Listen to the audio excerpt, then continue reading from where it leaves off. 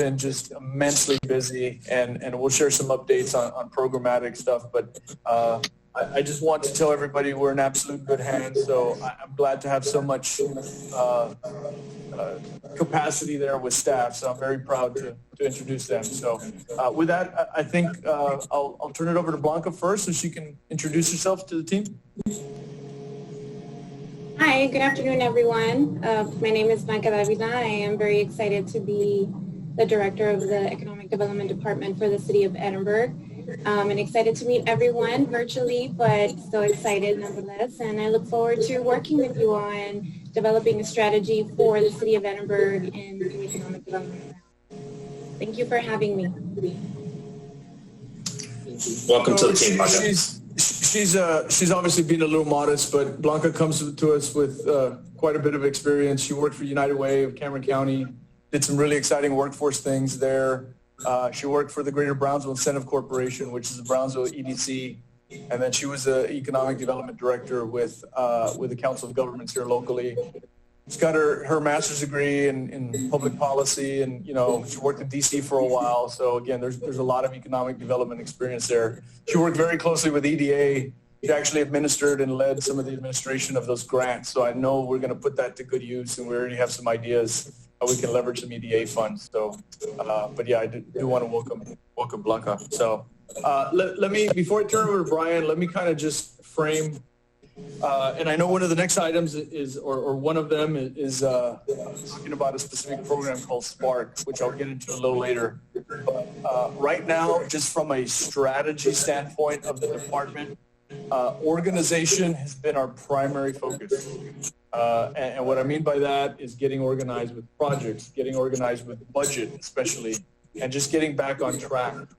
As you know, there's been a lot of transition over the last few years there. So our number one priority is just organization.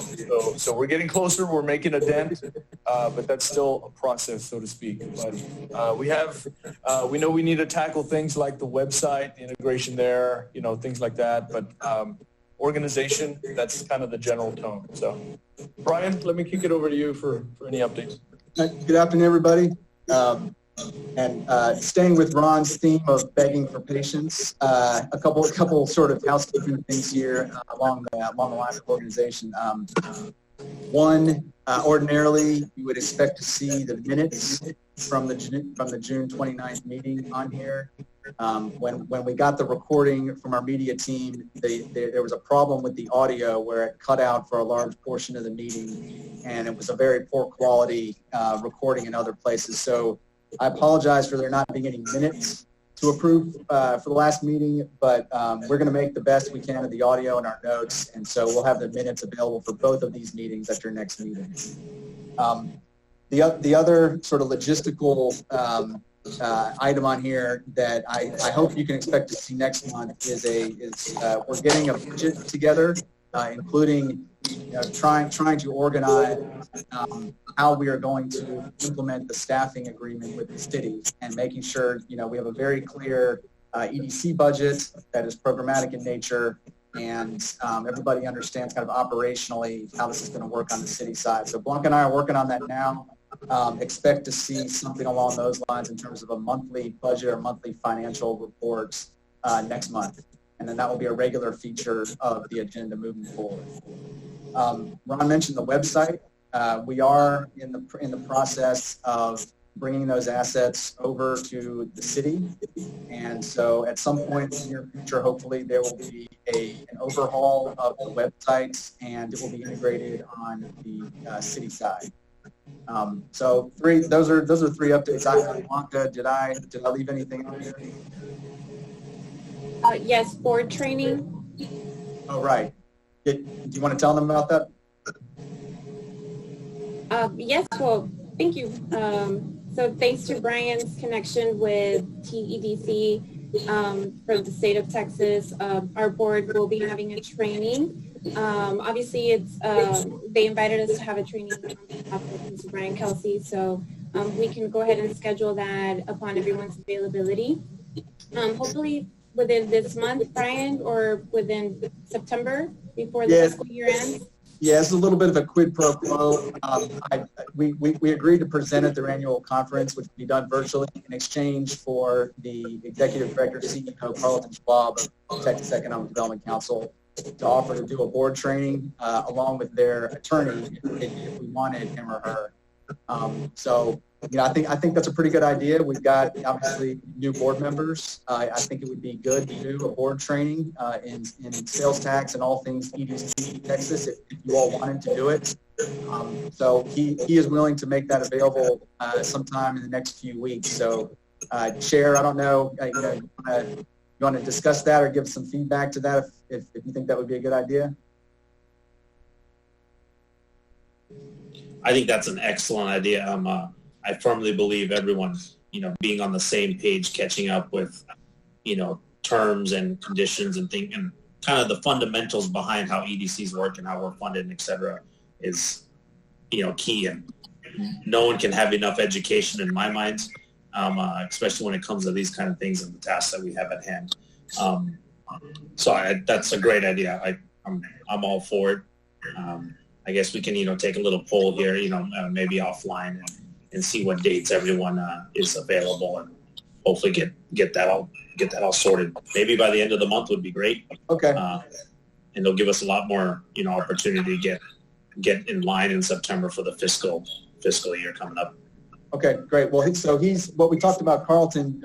He'll do kind of the 101 board training for EDCs, and then if there are particular topics that the board feels they want kind of a deeper dive on, we'll follow up with that later in the fall.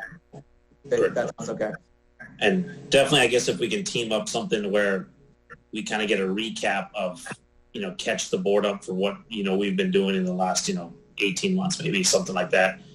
Go through the financials and everything as far as what we've been doing, and then have the board training as well, maybe before or after, however the timelines up, so everything kind of matches and everyone's caught up to speed on both ends. Okay. All right. Well, I'll follow up with the schedule on that here pretty soon. And on the budgeting, I don't know how we were planning on doing it, but maybe if we can take each project that we've been working on and kind of work on the budget as far as line item by line item. Hey, XYZ project was tasked for 100,000, and of that 100,000 we gave 50,000, or something like that, or maybe a quick year over year or the last running 12 of it to help read it real quick, and then have the details on the other pages after that. Okay. Yeah, we'll put together a complete picture of it, and then suggest a format moving forward, because you're right. I mean, we're getting pretty close to having to start thinking about getting the budget together to go to council here pretty soon. Yeah, for sure. Okay. Yeah, that's all I have, Blanca. Is that it? Board training? Yes, that's all we have. Okay. Were we going to? Oh, sorry, Sparks. Item C. Forget it. Never mind. Hey, Mr. President, this is Dan. Yes, please. I didn't hear. For the record, I didn't hear a roll call. I think we need to do a roll call to have it in the record for the meeting. We can do that. I don't know.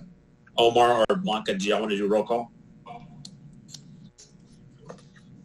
Sure, I got it right here in front of me. I can do that. So again, for the record, provide a roll call here. President, Mr. Hiren Govind. Yeah, present. Okay.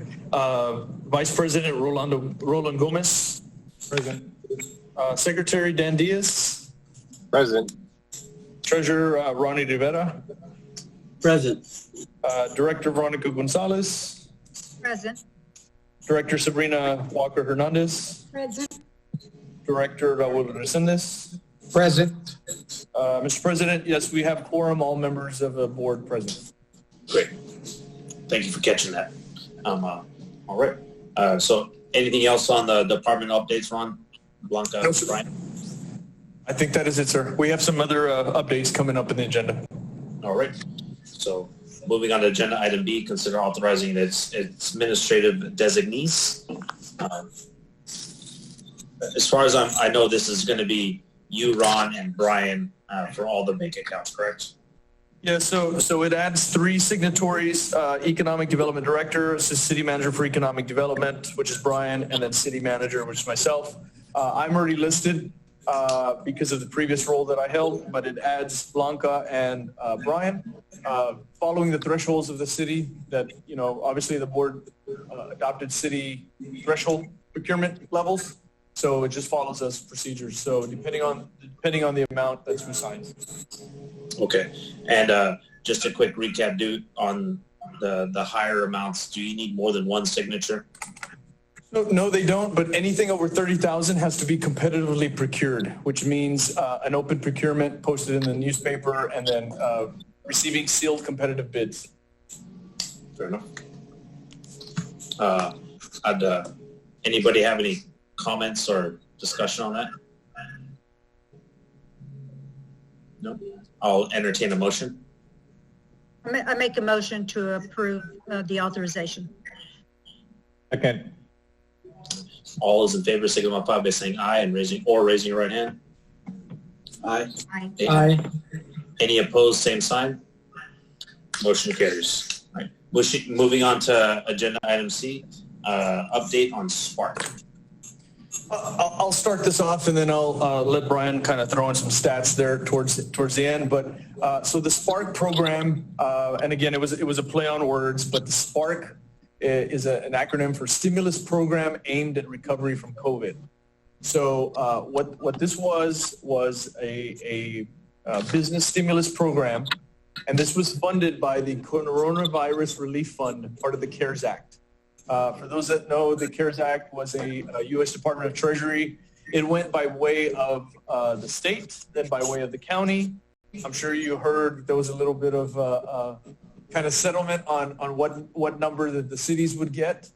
So the city got theirs, and obviously a priority of the council was ensuring that we took care of businesses. So we developed and shaped this business stimulus program, but I will say we got very, very creative, and again, continually went back to the standards by U.S. Department of Treasury, and feel that we did a very creative yet compliant program.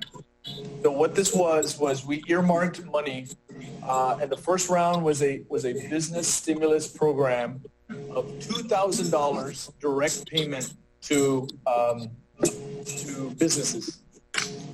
And I'm sorry, I'm getting a lot of feedback. I don't know if everybody's getting that kind of buzzing. Is it just mine?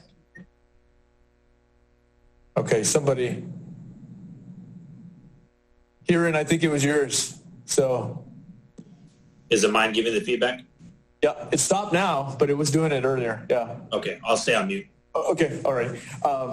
So the business stimulus program, we set very specific parameters, and only the businesses that were mandated to be closed by previous disaster declaration orders received the $2,000 grant. So we opened, that was round one. So we opened that from a period of July 8th, it was open for 2.5 weeks, I believe. And then all those businesses, and again, due to the pandemic, we had no choice but to do this just as an online format. But I will say we looked over and over this program, and we made it as absolutely simple and streamlined as we could. Individuals could just fill it out on their phone. They could snap a picture of their documents, and it was really simple. So Brian was the main, he had just walked into City Hall. He had just started his position, and I kind of said, I have this idea for this program, but I want you to administer it. So it was very administratively heavy, very, but he managed that. So these businesses received $2,000 of a direct payment of grant. Brian, do you want to share 3 numbers for me, please? So the first number of overall applicants, you want to share that number? Yeah, we got more than 700, round one. So 700 applicants, and then how many were determined eligible? We ended up issuing about 270 grants. So what we did, again, you heard the numbers, about 700 applied, 270 were qualified per the standards. But we did learn a lot of other additional information. So what we went ahead and did is we opened round 2, which we called Spark 2.0, and that actually opened Monday, August 3rd. So same parameters, except all businesses. So now you don't have to be one that was mandated closed, but as long as you do not exceed $500,000 in total sales volume, you qualify. So it's still a small business program. So the eligibility is quite simple.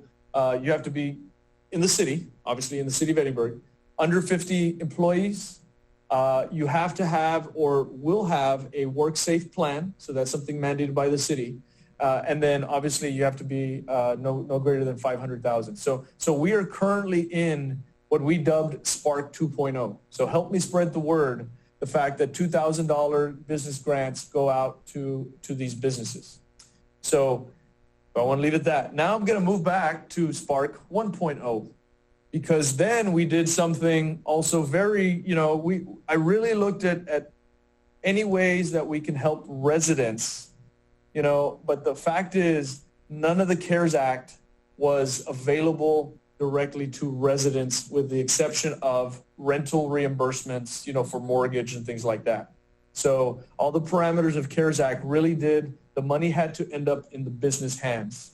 So what we did is we created a gift card program. So if you were awarded the business grant program, you then enrolled, and we worked with a gift card vendor. So then you were enrolled and signed up with this gift card program. The other half of the funds, we actually, through eligibility criteria, and one of the number one ones was you had to be moderate to low income. They received a $100 gift card. However, when they got the gift card, they could only use it at the businesses that were enrolled in that program. So the term Spark come from the fact that we wanted to inject business activity directly into the city. So a lot of what I observed very early on is that a lot of these business stimulus grants, if you gave a business, $5,000, the very fact is they could use that to, go on Amazon and buy supplies, or a vendor from outside the area. I wanted to ensure that the city, our most impacted residents and business owners got that money. So we basically created the cycle where one half of it was directly business grant payment, and the second half of it was these business gift cards, and we called it the Community to Business Grant Program. It went to the community, went to residents, but they could only spend it at the businesses. So all the money stayed absolutely local. So the enrollment period for the gift cards actually ended, and we were able to fund about 10,000 gift cards. And I thought it was going to be mass pandemonium. I thought we were going to have to do crowd control, all that kind of stuff. And, it was very surprising, the fact that it was actually very difficult to get movement and get people to apply to the gift cards. So what we were going to do, and it was always part of the plan, that if there was because we had to prepay all the gift cards. We had to populate them. But for a small fee, we can return any balance. But it was always our intent that we would do that. But what we were able to do, because it's still a small business grant program, is we were able to add the census, because I don't know if you've heard recently, but the U.S. Census Bureau actually shaved down 30 whole days to respond to the census, which is horribly critical and will have a deep, deep financial impact to our city. So we were able to add that as a criteria. They still have to meet the other criteria. And just today, we actually launched a self-response center at our activity center on Palm Drive. So if individuals meet the criteria and have not responded to the census, they can go in there, they respond to the census, they fill out the application, and they still get a $100 gift card. And we'll be able to do that for another few days. And ultimately, again, that the gift card can only be used at the businesses that receive the grant.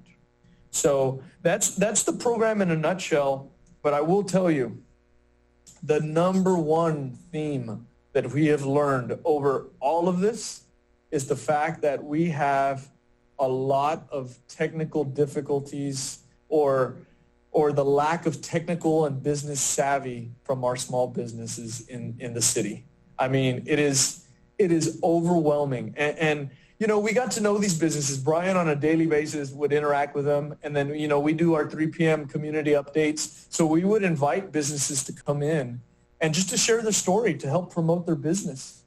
And overwhelmingly, it's almost scary to the things that we learned about the businesses, of little things that they were not doing, from the way they prepare their taxes to, using marketing to social media to, so really one of the largest things we learned, we must provide a greater level of technical assistance to our small businesses. And I know the Chamber's doing that, but definitely our Economic Development Department is going to get well engaged in doing that in the future, because the fact is our small business community that we know were deeply impacted by the pandemic, they essentially left resources on the table, a lot of resources on the table, which was sad.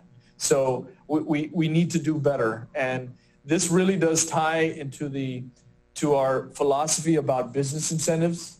And I know, again, historically, some EDCs, including ours, has been kind of loose the way they give business incentives. But I could already tell you, if we wanted to give a small business $10,000, we would make so much more use of that money if we gave them technical assistance, because they could increase their sales by hundreds of thousands of dollars. So it has taught us a lot about our business, and we have a great connection now to our businesses that we didn't have. So we have about, for some stats, we have about 3,000 businesses in the city.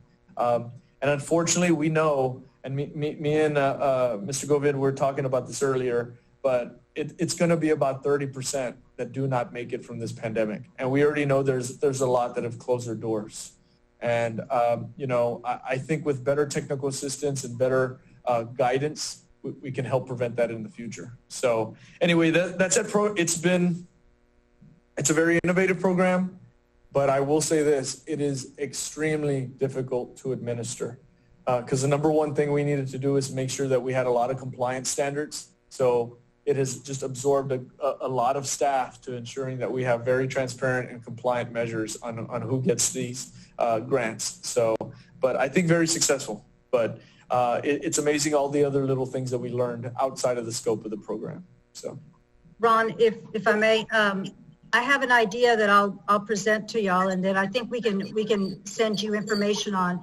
The university has an e-commerce program that it's working on right now with the Brownsville Community Incentive Corporation, or Improvement Corporation. And I think they're almost finished with what they promised to do for BCIC. But it is a really good program that might help small businesses in learning about how to market their goods, how to advertise, how to use social media, how to do a lot of e-commerce. And we could do a program in Edinburg that I think would be very useful to these businesses that I need some assistance in just learning the how-tos. So I'll get some information. I'll get it sent to y'all. Okay, excellent. Because yes, they definitely need some help. Ron, I have a question myself. I totally agree with the concept of this program, but my question to you is, what are we doing as an outreach to reach a lot of these mom and pop businesses that really aren't in social media? I know that's what we want to convert them to, but a lot of these people don't know of these grants or this help that's available to them. Are we doing anything, or do we have anything planned to where we can go and maybe send somebody to visit some of these businesses in Edinburg? Because I know myself a few restaurants here in town that they don't get involved in anything other than doing their job and their work. Yeah. And they don't know, and they're suffering right now. And I think it'd be something to think about, to be able to hire somebody or get somebody to be able to go and talk to them in person. And, we have to try to save our own people, our own business. People have been here for many years, and you're right. I think that with this pandemic, it's a slow bleed. Okay. Yeah. And it's going to go away, and we need to try to do as much as we can to save them. So let me address that a little bit, and that's a great point. But so starting from the top working way, obviously we used a lot of social media. And then every day we have a 3 p.m. update on social media and our channel 1300. So our channel 1300 is another avenue. We have a local Spectrum channel. We used Code Red, which we actually gathered from their utility bills that we send out. It's a reverse texting system. But more importantly, I think the most effective way to reach those was we have about 25 members, and we call them the WorkSafe team. This team I established in March, and really what their goal is, they were developed to work with all the small businesses to ensure that they had WorkSafe plans in response to the restrictions that disaster declarations had, like occupancy limits and things like that. If you look at the small businesses in the city, you have to have that WorkSafe plan. So this team already had face-to-face connections. And again, with the pandemic, we had to be very sensitive to sending people face-to-face. But we did spread the word through that street team. So we had a lot of spread, and we have our helpline, and we still have that. And please offer that to anybody, 259-HELP. That's like our hotline. And we would walk them through the application. But I'll tell you, even with all of that, it was extremely difficult to get individuals to apply. Very surprising. Hey, Ron, quick question. In terms of a listing of all the businesses in the city, is the Chamber of Commerce the only vehicle we have or platform that gets communicated to when these programs and what have you? And I think if that's the case, we're missing, obviously, probably the ones that need it most.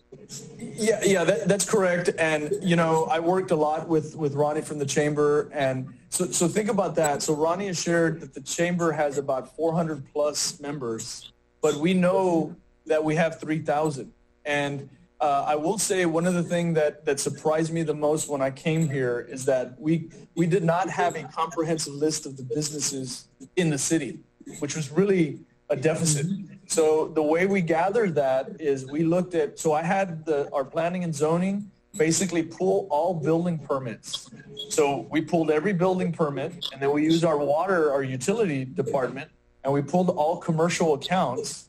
We cross-referenced that, and then also Brian obtained basically a server list, so to speak, and we merged those into a document. That's really the only reason we know that we have approximately, or had, unfortunately, 3,000 businesses. But yeah, if the Chamber has 400 of the 3,000, obviously there's a big population that's missed. And Ronnie and I have already brainstormed ways, and I have some creative ideas that we can really encourage participation from all those members. Because in my opinion, all those 3,000 members should be Chamber members. So. Correct. Okay. That would be great. You said 700 some odd applied and 200 some odd approved. What was the major reasoning that the 500 were denied? Do we have that? Yeah, I can take that, Ron. And yeah. Sorry, I had to take an urgent phone call about an item on the agenda here in a bit. So if I missed a question earlier, feel free to ask it here in a second. But primarily, it was what Ron explained about the difference in the two rounds. So only small businesses who were mandated to close by state or local order were eligible in round one. So, we're talking about gyms, salons, barbers, restaurants, bars, right? But that is a fraction of the overall small business pool in the city. And so that was pretty much the dividing line. But the nice thing about doing the two rounds is, you address that urgent need with those businesses first, and then we open up eligibility to everybody else. So bottom line on this, every small business in the city is going to be able to participate in this if they meet the criteria of being a small business. So I guess on 2.0 of those 500, did we kind of give them priority or contact them and say, hey, look, you know what, you were denied on round one, but round two, hey, now you're eligible, please apply? Yeah, so the second round, I've been kind of administratively handling most of the communication on this, and what we did was at the end of round one, we told everybody, you either eligible or not, or approved or not for the grant. And then we within, let's see, I sent that notice out, I think on Thursday, and then on Monday, we opened up round 2. And so, we didn't give anybody preference. There was no kind of jumping ahead in line. However, the application is very similar. I mean, I think there's one piece of documentation that we are asking for that's different than round 1. So everybody who applied it has to reapply, but it should have only taken 10 minutes in the first place, and it should take even less time now. But we're confident that we are going to be able to reach most small businesses in the city with this program. Do we have any data or metrics on how many have applied in the last 4 days? Yeah, so since Monday, I think we're up to about 215. Yeah, so the demand is going to be there. I mean, I fully expect the 500 roughly businesses that were ineligible in round 1 to come back and apply in round 2. I mean, the only real difference here is just that annual sales or income limit of 500,000. But honestly, I mean, the great majority of that round 1, even if you were ineligible, you were well under that 500,000. So everybody should apply. I'm doing what I can to encourage everybody who did not get it in round 1 to apply. And then obviously, Ron might have mentioned this when I was on the phone, but there's no double dipping here. If you got money in round 1, you can't get money in round 2. That's fair. And our intent was always, and that's why it was designed, the philosophy behind it was if you were mandated to be closed, you had the most impact because there was no choice. So that's why the first round, it was, like a barbershop. It had a definite close date and a definite re-allowed to open date. But the reality is there's a lot of businesses that close beyond that or on their own so that's why doing these 2 rounds, we're pretty much meeting every small business need in the city. So Ron, I understand y'all are putting it out there, social media and the public channel. Is there any advertisement in the newspaper? Is there anything? I know TV would be too expensive most likely, but newspaper, or is there something that people, all of us, for instance, could share on our own social media pages to advertise it? Yeah, we can, really, it's quite simple that, and then, obviously we had a hurricane in the mix that tends to be a distraction. Sure. But the simplest thing, and we can share this, but right on our main website, cityofedinburgh.com, there's a scrolling banner and you'll see Start 2.0, and it's an English and Spanish survey. So it's as simple as everybody helping us spread the word also to say that there's a business grant program called 259-HELP. I mean, we've made it all different kinds of ways. We did get a little bit of media coverage. That's a challenge when you're doing something good. They never really want to push that. But we did advocate for that. We got a little bit of that. So. Ron, how about putting it also on the order bill that goes out to everyone, and having the chamber also do a blast to the businesses that are at least on their list? Yep. So Ronnie did do a blast, and what we did, so to save some postage cost, we extracted every cell phone from the utility, and then we send out a reverse 911. We send out a code red. Yeah. So we basically texted them. Yeah. And on the 500,000 parameter, are they taking, maybe March to June adjusted income and extrapolating that by 12? Or are we just doing the last roll in 12 months? Or how are we coming to the 500,000 income line? Yeah, that's a great question. So there's a trade-off here. I didn't want to be too burdensome in how we, what we ask for. We're trying to make this easy and do it quickly. Yeah. So the way I worded it in the application was, if you have to have a sales and use tax permit, if you just send me your latest 4 quarters of reports to the comptroller, then that was okay.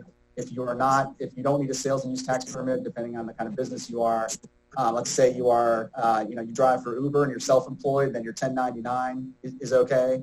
And for others, we're getting full tax returns in some cases where we can verify the business income on them. So we're trying to, we want to make sure, this is public money after all. We want to make sure we're doing our due diligence, but, we didn't want to put that hurdle up so high where it was going to, it might scare some people away. But yeah, I mean, I think ideally, we would have gone along the lines of what you're mentioning, but we're trying to be, somewhat flexible here. So I was just asking because I know several tourism industry, businesses stayed open, but, for example, my business is probably down about 90%, for about 2 or 3 months. So, maybe if we take the 12 years, it's over the threshold, but if you take it in the affected period, it'll be well below. So I was trying to, trying to get more people if we can get in there, you know what I mean?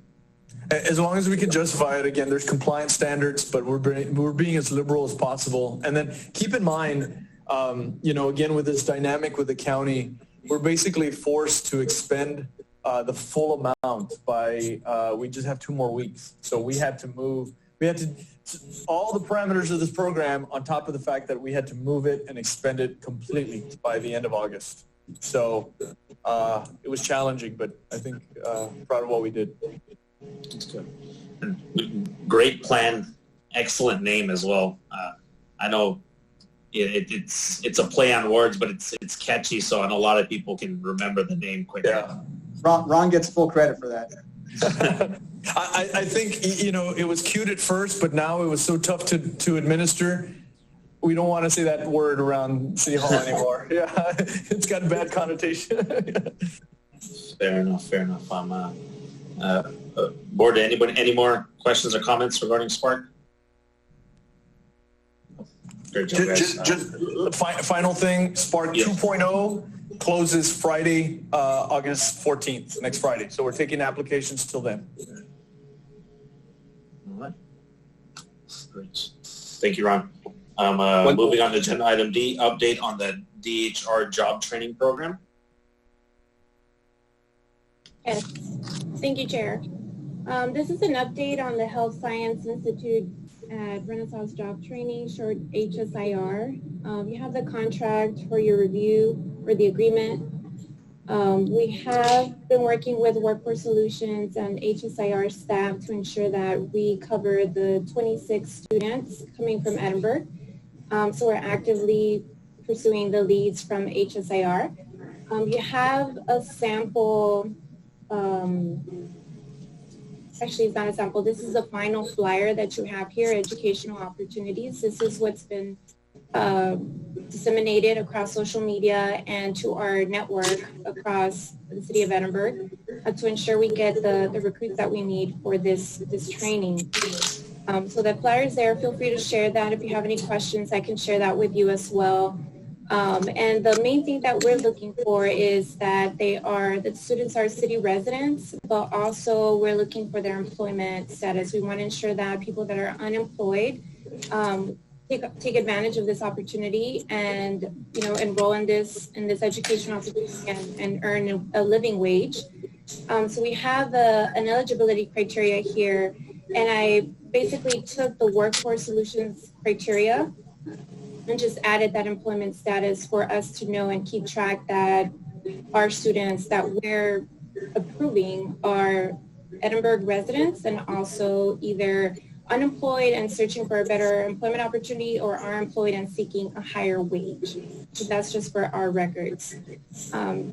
So yeah, feel free to email me if you have any questions about this. The program does start September 8th and it will go through August 2021 for the medical assistant, and for the sonography will be December 2021. So we'll go until the end of next year. And just to be clear on this, Chair, so this was on for last month. This was approved. It was approved by council, and so we put it on here as an update, just to kind of give you a picture of where we are now. And I just wanted to tack on one thing to what Blanca said here. There was some discussion at council, for those of you who might not have seen that, about whether or not this was just going to be training DHR employees, or if we were training people and getting them certificates for occupations that they could take anywhere to any employer. So it's kind of employer agnostic, and it is the latter. I mean, we're going to try to recruit people, get them trained up in these 2 occupations, get them certified, and then they can take those to an employer of their choosing. It is not just for one employer. Great. Yeah, I know that was one of our main concerns, and I believe Veronica brought it up the last meeting, that it'd be able to be an actual certificate to be used anywhere, which is great. Do we know how many applicants have applied yet? So we have about 20 applicants that are interested, that are currently being vetted through Workforce Solutions. That's the route that we're going to ensure that we meet all of the eligibility criteria, and then it's coming to us to vet one final time before it goes back to HSIR, so they can start their application and interview process. We don't want to have someone start their tuition or their enrollment and then not qualify, because this is a grant per se for the students. Yeah, we're doing our due diligence so that every student that comes into our system, which is Workforce and City of Edinburg Economic Development, they meet the criteria, and then they go in and apply through enrollment through HSIR. How long do you think sorry, go ahead, Veronica. I have a question. It said on here on the admission requisites, med-mal insurance. That might be an impediment for a lot of people that maybe are unemployed. And is there that's a requirement that they have to have med-mal insurance? And are you guys helping them through that process to get the med-mal insurance? Yeah, that would be more of an HSIR requirement, but I can follow up with them and get back to you on that. Yeah, I do know it was their requirement, and I do believe they are connecting them with resources for that. How long is the vetting process, do you think, going to take between our side and them getting to the, to the final application? It shouldn't take long. They're actively searching and reaching out to different networks to recruit students. And as soon as they have them, they take them to Workforce, or they refer them to Workforce, and then immediately refer them to us. I'm taking care of that, so I need to review them and then forward them back to HSIR so they can process. And the program starts September 8th, so we need to do that as quickly as possible so they can ensure that they meet all their requirements. Yeah, that was going to be my next point. We basically only have a month for them, so if they don't get approved here, at least they can have an opportunity to apply for other classes. Anybody else have any questions, comments, or concerns? No. All right. Moving on to agenda item E, MOU, for South Texas College regarding COVID-19. So I'll take this one. Again, this is a follow-up from a previously discussed item. If you recall, this was a proposed training for one employer. If you go to attachment A in the packet, you'll see some details there about what the proposed training was. It was for Nico Produce. It was social distancing and safety training. There was a proposal on the table for a $16,306 training, or cost for the training. You asked us to do a little more homework on this and come back with a staff recommendation, so that's what we've done. Our feeling on this is I think we're going to recommend disapproval on this one for the following reasons. One, given the nature of the training and the fact that, at least as of now, if we approved it for one employer, we don't really have a strategy to make this available to other employers right now. I mean, given that we are still in a very focused social distancing and safety environment, I have the feeling that the demand for this would be quite strong. And if we decided to fund this one, I am quite certain that there would be additional demand for it. And so I'm hesitant to do that, not having a strategy to fund this on a broader level. So that was part of it. The other part of it was, given the cost, I think it's fairly expensive for, I think, what this is. And without a plan for who would own the curriculum and how we could go, or who would have the capacity to offer additional training and foot the bill for that, I think at this time, staff determined that we would recommend disapproval of this to you all. Appreciate that. And then also regarding this program, there's several other institutions doing it.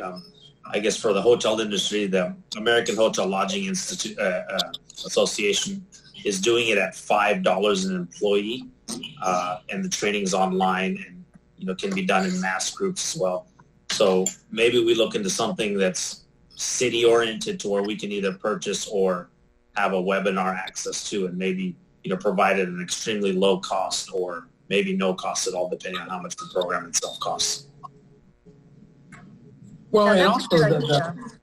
the CDC website breaks it down by different facets of industries and what have you. So the CDC website may be a place for them to start, or for us to allow them to start there and then see where we go from there.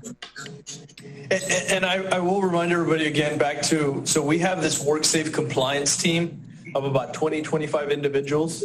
So we still get calls from our helpline. Sometimes they're anonymous, and generally they're from employees kind of concerned that they're packing them in too tight or things like that. So we do send out a team, and it's led by our fire marshal group. So and we do go over the CDC guidelines and the requirements, things like that. So we do it in that case, but I think we can easily convert that into a training. That would probably be free. Yeah. That's great. All right. Any more comments? I have one, Chair. Yes, please. I did include a flyer on the business recovery that Workforce Solutions hosted today, actually this morning, and it was free. It was reviewing the CDC guidelines from the website and how employers can safeguard themselves and their employees. So they're doing a series of these throughout weeks, and this was just one of them. And one of my recommendations was to host one in Spanish. So hopefully we'll work together with them to host something for our business community in Spanish. That's a good idea. All right, so I'll entertain a motion on agenda item E.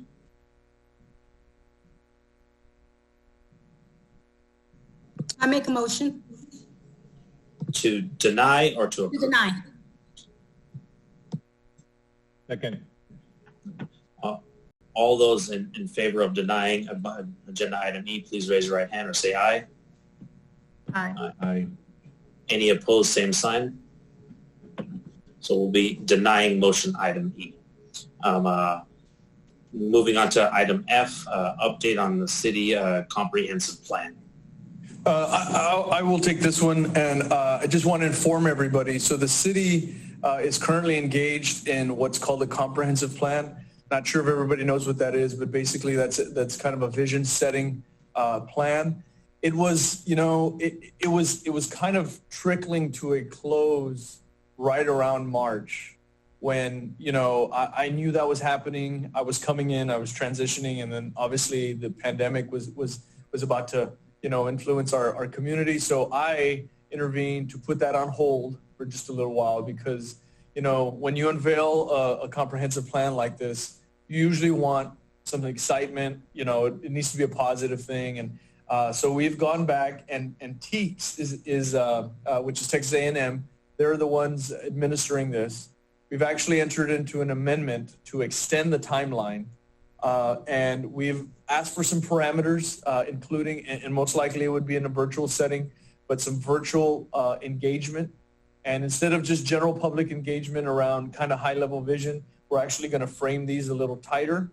And one of them is going to be designed around economic development specifically. So I just wanted to provide a quick update because obviously we want our EDC board of directors very engaged in that. So in the future, probably we were looking at late August, but again, this, with the peak of pandemic and the hurricane, things just keep getting pushed. But in the fall, I can say that probably confidently that we will be coordinating a public engagement session with you guys kind of taking the lead specifically. And we're doing the same thing with planning and zoning and other groups, other key stakeholders. But this should be a big deal and should be exciting. And I think this really does lay the groundwork for other things. And one of those that Brian and Blanca and I have talked about is definitely a very structured economic development strategy. So, but just want to give you that update. We are fully engaged in that. If you had heard about it and hadn't heard about it, we kind of pumped the brakes just to, because again, you shouldn't unveil something that positive within a distraction. But we do know that resilience, business resilience, and the resilience of our community is going to be a focus, which it should be. Resilience should always be a focus of these plans. So now more than ever will be a focus. So just want to provide a quick update. Appreciate that. Anybody have any comments on the comprehensive plan? No. One comment I do have on the regular agenda items, on the items that just have the single page with the title. If we can get some kind of data on each one of them, I'd appreciate it. Maybe a background on what exactly it is and what we're discussing, just so we have a little bit more knowledge freehand to maybe prepare some more questions. So I will tell you, and thanks for bringing that up. I probably should have listed this on the update, but this will be the last agenda that is done in kind of this format, which is kind of the city uses something called agendas, and what we do is require a cover sheet for every action item. So the next agenda, you'll see a cover sheet that does list a scope, justification, recommendation, that kind of thing. The simple cover sheet. Yeah. Great. Appreciate it. Thank you for that. No problem.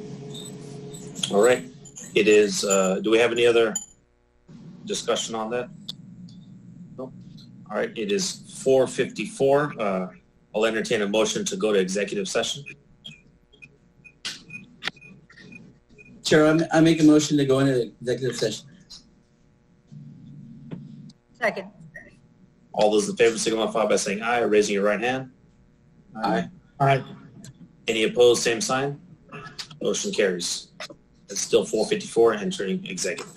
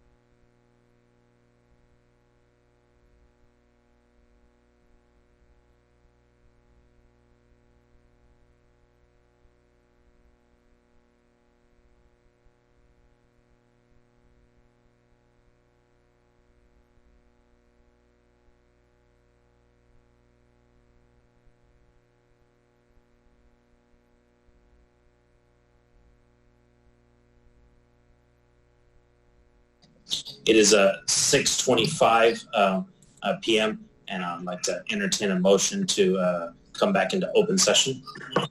So moved. All those in favor signify by saying aye, raising your right hand. Aye. Aye. Any opposed, same sign. Motion carries. Going over the items, no action on agenda item A from executive session. If I can entertain a motion on agenda item B1, Nuco Tools.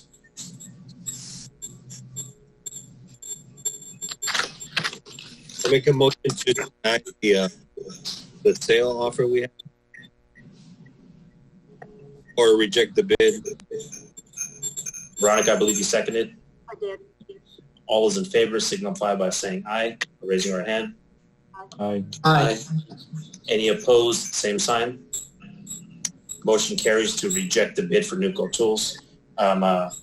Agenda item B2, HOPA Inc. I'd like to entertain a motion. I'd like to make a motion to accept the proposal by Rupa Inc.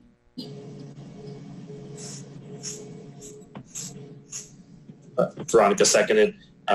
All those in favor signify by saying aye, or raising your right hand. Aye. Aye. Any opposed, same sign. Motion carries to approve the HOPA Inc. proposal.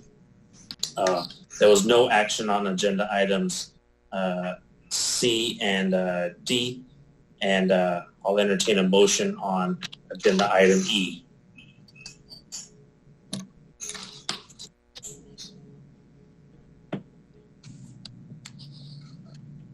Anyone? Make a motion to approve the bylaws. Second. All those in favor signify by saying aye, or raising your right hand. Aye. Aye. Any opposed, same sign. Was there any opposed, sorry? No, all right. Motion carries. Is there any other business anyone else would like to discuss? No. I'll entertain a motion for adjournment. So moved. Second. All those in favor signify by saying aye, raise your right hand. Aye. Aye. Motion carries. I appreciate all your time today. Thank you for time and consideration towards the board. Welcome to the team again, Blanca, and please let me know or Ron know if y'all need anything else. Have a safe rest of your month. Take care, guys. Thank you.